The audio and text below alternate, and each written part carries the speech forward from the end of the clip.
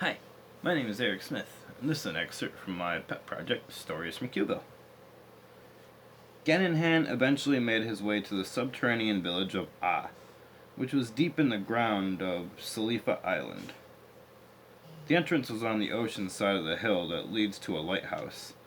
The lighthouse keeper is an elderly woman who rarely left the lighthouse.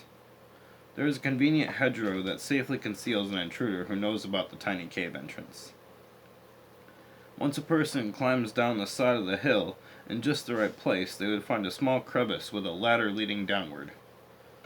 A 50-foot descent later, and they would reach a level floor heading into the island. About 120 yards in, and that person would discover a staircase leading down to a village, which was several stories below. Looking up, they would see a massive light source in the form of a small sun floating above the village. Hallways on the eastern side of the village lead to other subterranean villages. Gan found a home with a young witch named Articunia Sewetli. She had long dark red hair, which she usually kept under a babushka. Her wand was a wooden staff, a globe at the end of a birch branch. Inside the globe was a small statue of an okapi.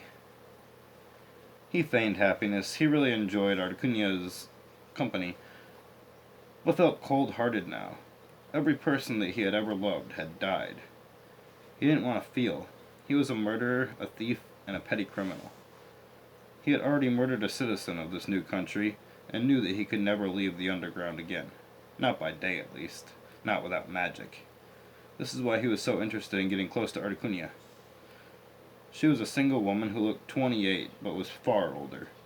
She wouldn't tell Gan, but she had arrived in the country when she jumped off the La Pinta in 1492. She was 13 years old then.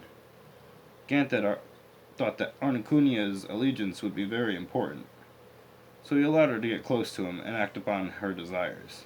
He performed all right, but could no longer feel proper emotion.